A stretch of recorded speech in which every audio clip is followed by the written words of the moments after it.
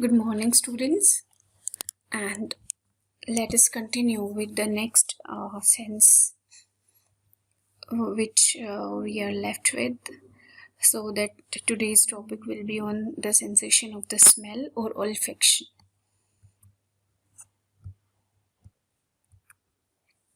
So whenever it comes to smell, we may find that some smells, some objects or some odors smell good and some odors may smell bad.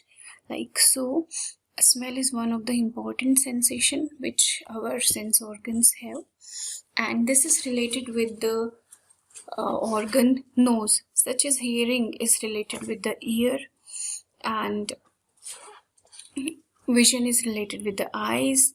The general sensations of pain, touch, temperature are associated with the skin. So similarly, the sensation of smell, or also called as olfaction, is related with the organ nose. So we are supposed to know the anatomy of the nose and how this smell sensation is being recepted by the nose, its epithelium, the receptors, and how does our brain's olfactory area processes this information. So let us start with the nose anatomy. Nose is the sense organ that detects smell. There are millions of smell receptors inside our nose. So nasal cavity is a hollow portion of the head behind nose. Warms air, filters out dust, and houses the sensation of smell. The nasal cavity, you already know that there are the two sides of the nasal cavities are separated by a nasal septum in between, and these are the hollow portions. Okay, and whenever it is the first passage for the air entry in our body, so the air enters into the nasal cavity, it gets warmed up, and then because of the presence of various hairs and also the sticky mucus present inside the nasal cavity, it filters out dust and larger particles from the environment which can be inhaled through the air, and also it houses the sensation of smell. It has the receptors to sense whether there is some odor in the environment and that odor is bad or good. So just look at these parts. So this this part of the nose, you can see here it is the beginning, the root of the nose, and here it is the dorsum of the nose, which is a prominent part, and here this part is only skin and cartilage covered with the skin, the ala of the nose on both sides, and in between the two separating is the septum, and this part just above the upper lip, in between the nose and the upper lip is this depressed part is called as a philtrum, and these are called as the external nares, and here is the tip of the nose. So the nasal cavity extends from the nostrils in front to the posterior nasal apertures or choanae behind. So you have already learnt about the posterior nasal apertures or choanae, which open into the posterior part of the nasal cavity, basically into the nasopharynx. The part of the pharynx lies just behind the posterior openings of the nasal cavities is called as the nasopharynx. So in the nasopharynx, there are posterior nasal apertures which are called as choanae, and the anterior nasal apertures are called as the nostrils. So the nasal cavity has an extent from the anterior nasal apertures up till the posterior nasal apertures. So this is where the nose opens into the nasopharynx. The choanae opens into the nasopharynx. The nasal vestibule is the area of the nasal cavity lying just inside the nostril. So the first area, which is just forming the entry of the nasal aperture, the entry of the nasal cavity, is called as the nasal vestibule. So this is a section showing the different parts of the nasal cavity, and if we remove the septum and one side of the nasal cavity, we see the lateral wall of one of the nasal cavity, and into which we can see here the firstmost part at the entry of the nasal cavity is the vestibule. It has various hair projections which are called as vibrissae, and these hair protect the larger particles, dust and insects just entering into the nasal cavity. And you can see this is just the foremost part, and you can see a huge nasal cavity follows through after the vestibule. Then this part is called as lumen, and here it is called the atrium of the middle nasal cavity, and here is the agar nasal, and these are the turbinates or concha. So here is the superior nasal concha or superior nasal turbinate. Here is the middle nasal concha or middle nasal turbinate. This is the inferior nasal concha or turbinate. So these are the turbinates or conchae, which are actually the bony projections from the lateral wall of the cavity itself. And if there is some bony projections, you can see there are some areas, depressed areas in between adjacent turbinates or conchae. These areas are called as meatuses. So according to their name, this is called as the superior meatus.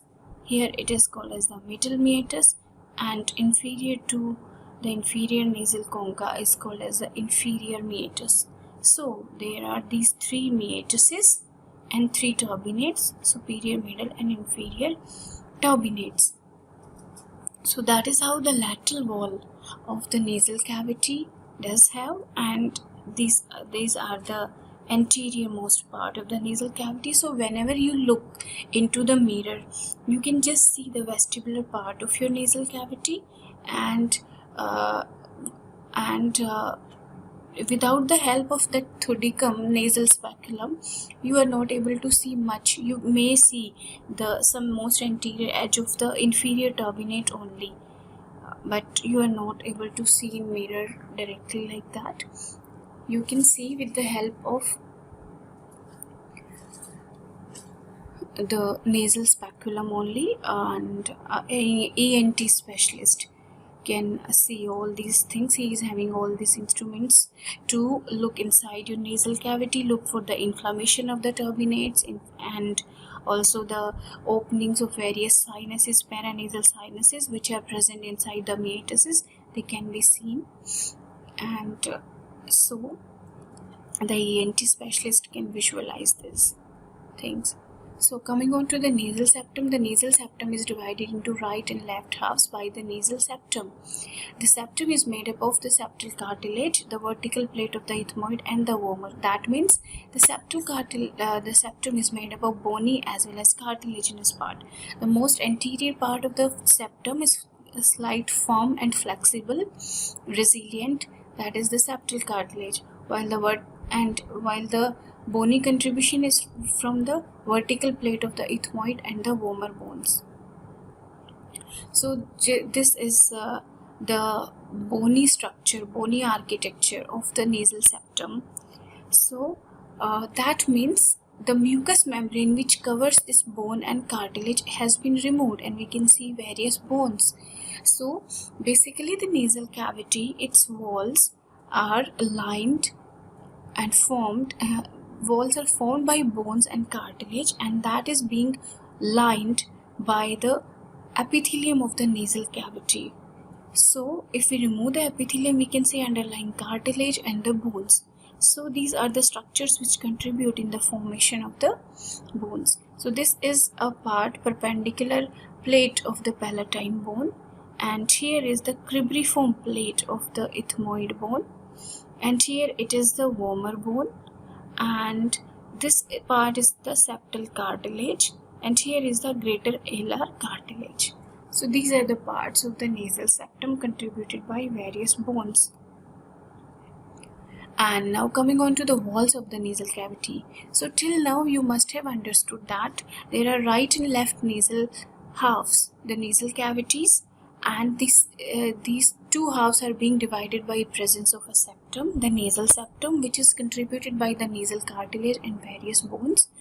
And similarly, there is a there is lateral wall of the nasal cavity. Because the septum is in midline, so the septum is forming the middle wall. That means for the right and left nasal cavities, the septum forms its medial wall, and there is the one lateral wall, which I have already discussed with you, that especially its lateral wall I have discussed with you, with various turbinates and meatus present in it.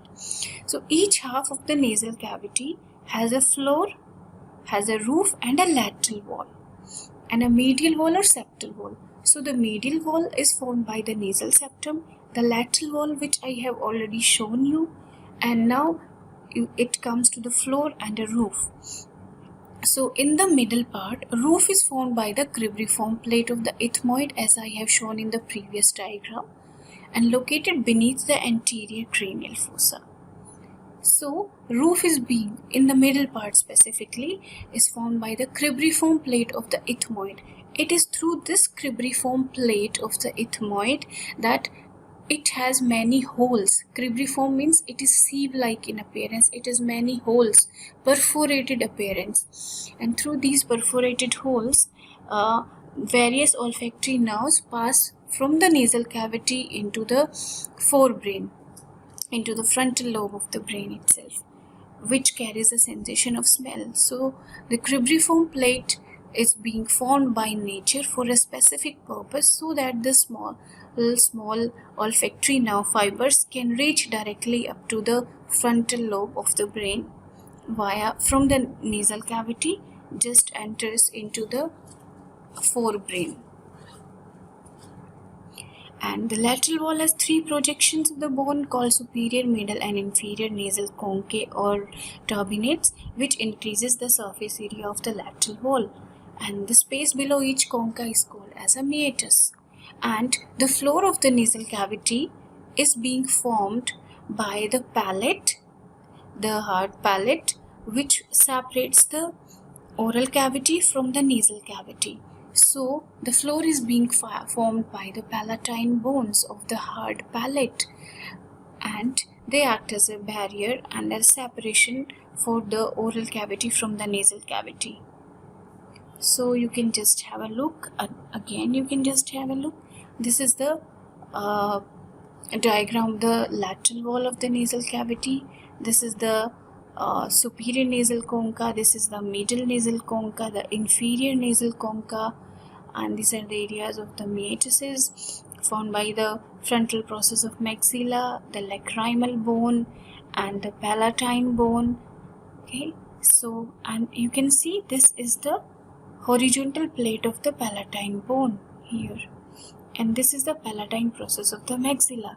So these two form the hard palate. So the bones of the hard palate are being contributed by the palatine processes of the maxilla and the horizontal plate of the palatine bone, and these two combinedly form the hard palate, and this forms the floor of the nasal cavity.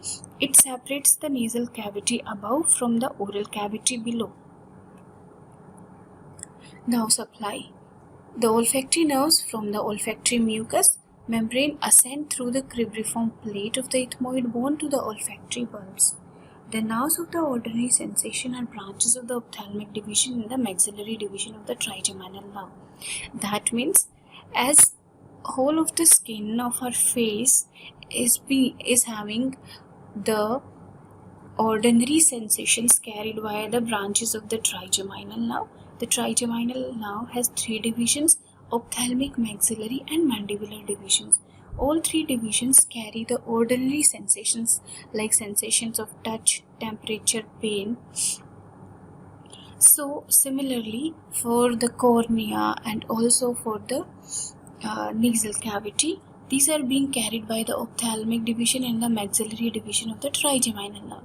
But the special sensation, not the ordinary sensation, the special sensation of the olfaction is being carried by the olfactory nerves from the olfactory mucous membrane, which ascend through the cribriform plate of the ethmoid bone to the olfactory bulbs.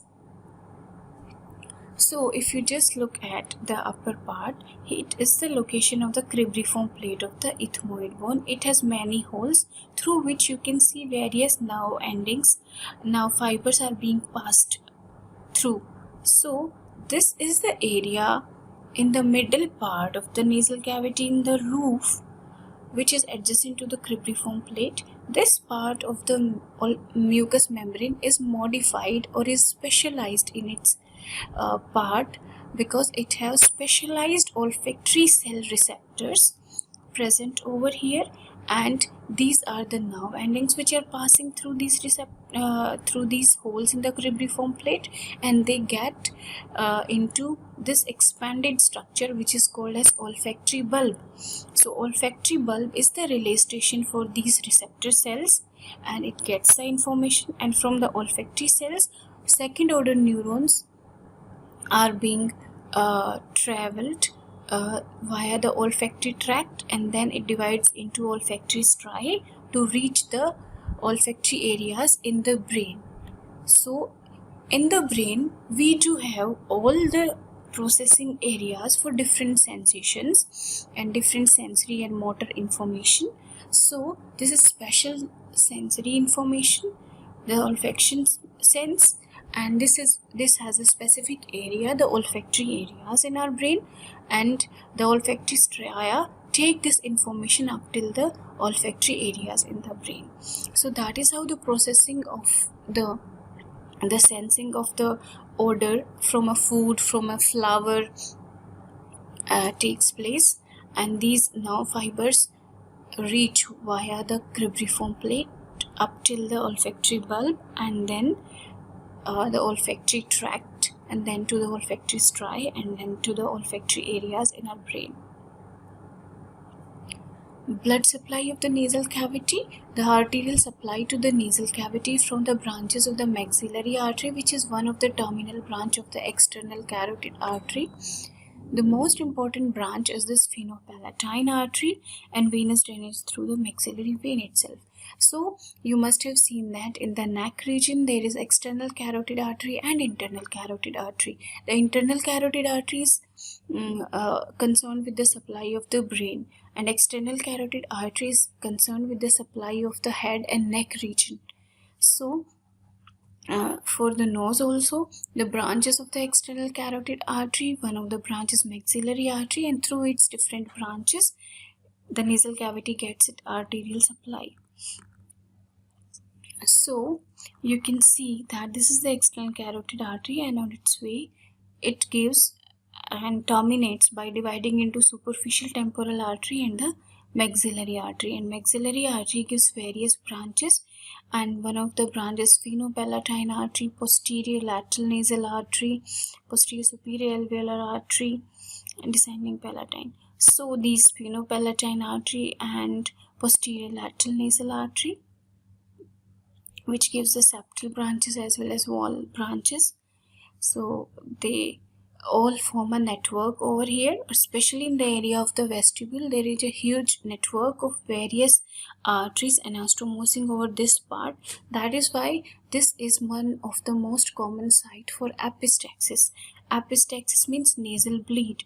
So you must have felt that sometimes a person starts bleeding from his or her nose. Just the person was normal and just he starts bleeding, or sometimes a child picks his nose and suddenly he started having nasal bleeding. That is called as epistaxis. This is because this most anterior part of the nasal cavity, the nasal septum, is very highly vascular in the this area of most anterior part of the nasal septum, and there it has high network, high vascularity, and a little crack in the vessels in the mucous membrane leads bleeding, and that is called epistaxis. And sometimes if the patient is hypertensive, and then also because of the increased blood pressure, these anastomosis open up and epistaxis may happen. But that is in the nasal septum part, not in the nasal cavity part. The most anterior part of the nasal septum is called as the little's area, where there is high vascularity of the nasal vessels and there may be nasal bleed from this site, called as epistaxis. So epistaxis generally takes place from the little's area on the nasal septum, most anterior aspect. The lymph vessels draining the vestibule and in the submandibular nodes. The remainder of the nasal cavity is drained by vessels that pass to the upper deep cervical nodes. So these are important if there is carcinoma or malignancy or inflammation of a particular area or vestibule. So those type of lymph nodes are get enlarged and infected, so that we can determine the pathology or the site of malignancy. Now a word about paranasal air sinuses. You must have already observed and read that there are paranasal sinuses which are found in the interior of maxilla, frontal, sphenoid and ethmoid bones. So they are called as maxillary air sinuses, frontal air sinuses, sphenoidal air sinuses and ethmoidal air sinuses. And these all are present in the vicinity of nasal cavity. That is why they are known as paranasal air sinuses. And these air sinuses are within the bone, and within the bone this air cavity is being lined by the mucoperiosteum and filled with air, and they make our skull lighter in weight and they provide resonance to the voice, and they have important role. They communicate with the nasal cavity through relatively small apertures. So every sinus opens into the wall of the nasal cavity from both sides of the nasal cavity into the metasis, and that is how when we inhale air via the nasal cavity, these paranasal air sinuses gets aerated, and that is why they remain healthy. If there is congestion in the nasal cavity, their small apertures get blocked, there is no aeration, and if this thing continues for a long time, then there occur inflammation and stagnation of mucus secreted by the paranasal air sinuses, and that is why inflammation of these paranasal sinuses occurs, which is called as sinusitis. If it is sudden in onset, in a few days span, it is called as acute sinusitis, and if the person is having chronic nasal cavity congestion or allergies, this may be called as chronic sinusitis. So you can see that if this is a coronal section into which you can just have a look over to the different paranasal sinuses which are present. If the coronal section is being done in this way, you can see the eyeballs here, and you can see this is the frontal bone, and here the frontal bone has these two cavities, the frontal sinuses, and here the body of the maxilla bone has these cavities inside. These are the maxillary sinuses, and here this is the nasal septum part. These are the nasal cavities, and these are the metasis. So here is the presence of ethmoidal air sinuses here on into the medial wall and between the lateral wall of the nasal cavity. So this is the presence of the ethmoidal air sinuses. So that is how these sinuses are being located in the vicinity of nasal cavity, and all of them have a opening, like this is the opening of the maxillary sinus, the ethmoidal sinus is opening, the frontal sinus is opening also here, all open into the nasal cavity.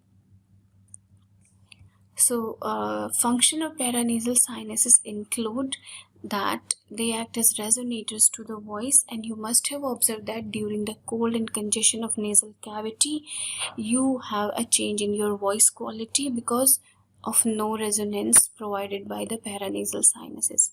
Also, they reduce the weight of the skull, otherwise the skull would have been more heavier because they just have the empty bony cavities filled with air, which makes it lighter in weight.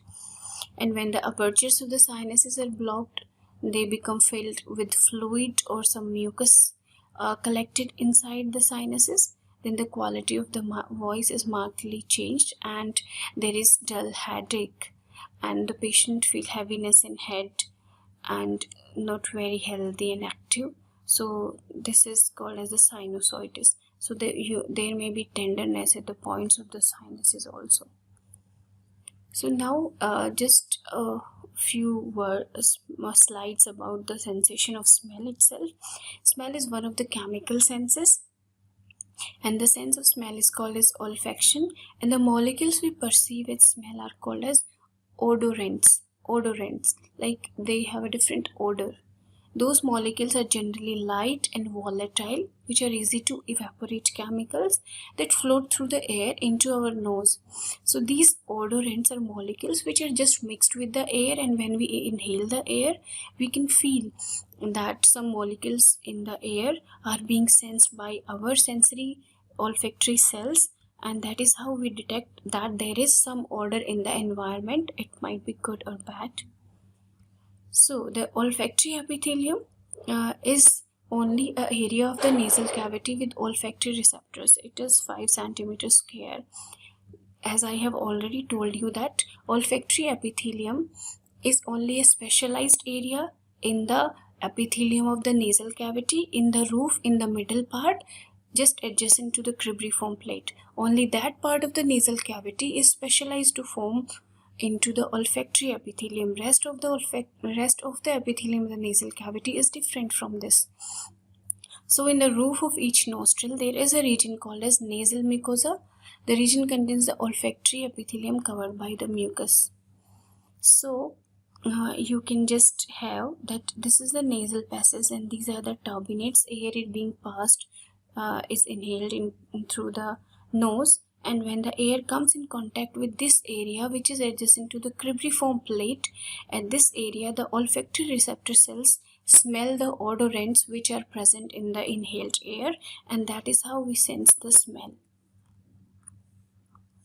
You can again see that here are the olfactory receptor cells, and they get into the skull, inside of the skull cavity near the forebrain via the holes through the cribriform plate, and they get and relay into the olfactory bulb, and then here there is the olfactory tract, and then olfactory striae, and then olfactory areas into the brain.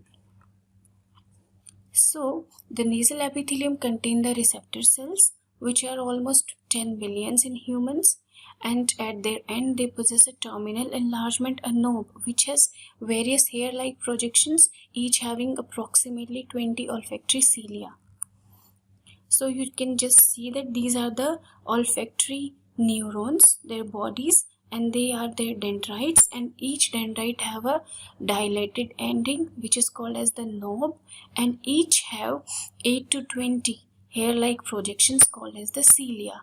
And that is how whenever we inhale the air, if there are odorant molecules present in the air, these are being sensed with the help of the cilia in the dendritic knob, and then this information is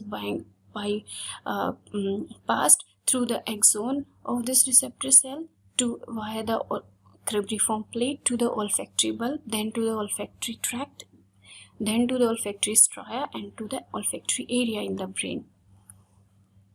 So you can just have like these are the main receptor cells, these are the supporting cells and the basal cells. Okay, and this is one of the gland you can see in the picture, and then you can see the filaments of the olfactory nerves being passing through the holes in the cribriform plate. This is the cribriform plate, and these relay here in the glomeruli part, which is formed by projections of the mitral cells up to the olfactory nerve endings, and from these glomeruli the second order neuron cells, the mitral cells, their axons form attract the olfactory tract to take this information further into the brain areas. So the olfactory bulb is the organ which houses all the nerves which receive inputs from the olfactory receptors. So you have already seen this is the area of the olfactory bulb and olfactory tract in the brain. This is the undersurface of the brain, and these are the frontal lobes, these are the temporal poles, this is the cerebellum, and this is the pons, this is medulla, and this is the interpedunclar fossa, this is the optic chiasma, and this is the attachment of the pituitary gland, and here are the mammillary bodies. So when you look under the undersurface of the brain, just under the frontal lobes, you will find these kind of structures. This is actually the extended part is the olfactory bulb. These are, and from the olfactory bulb there is extension which is called as the olfactory tract on both sides. Then this tract divide into two to form two olfactory striae which reach the corresponding olfactory areas in the brain. So this is the area of the olfactory bulb which receives the olfactory nerve fibers from the nasal cavity via the cribriform plate. So if you see just the gist of the olfactory pathway, you just have a look over it, that there are approximately 20 olfactory foramina on either side of the nose in the cribriform plate of the ethmoid, and passes 40 or so bundles of axon from right and left olfactory nerves. And these olfactory nerves terminate in the olfactory bulbs below the frontal lobes of the cerebrum. And axons of the olfactory bulb form the olfactory tract, which projects to the primary olfactory area in the temporal lobe of the cerebral cortex. So that is how till the olfactory area the sensations, smell sensations are being reached. So this is again the pathway, you can just go through it, that how the odorant molecules are present in the air.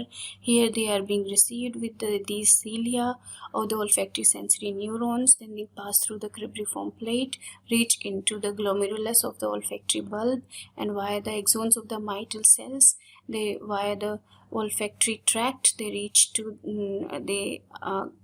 are reached to the primary olfactory area in the brain via the olfactory striae. So there is one more I think that we can get used to a smell. Means if we are in a smelly area for some time, we tend not to feel the smell more. That is why if there is a person in room who is sitting or who is doing some job in that area for some time, he is being adapted for the smell and he does not feel the smell very intensely.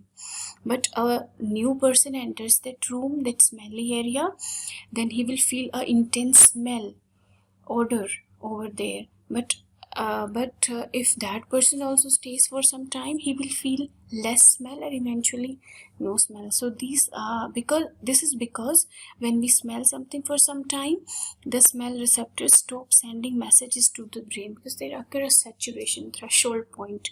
So that is how it works, and it's a normal physiological thing. So there are some clinical points regarding the sensation of smell.